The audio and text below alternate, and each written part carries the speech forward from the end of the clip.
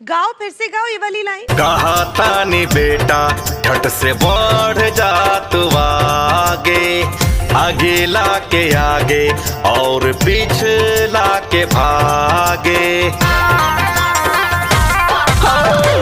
कहा तानी बेटा झट से बढ़ जा तू आगे, आगे लाके आगे और पीछे लाके भागे। नहीं कर इंतजार ना तो हो जाई बेकार, नहीं कर इंतजार ना तो हो जाई बेकार। चाहे बिके घर द्वार हम तो बानी तैयार, केहू दोसर निकल न जाए।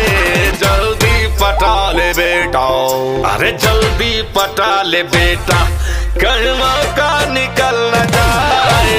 लड़की पटा ले बेटा,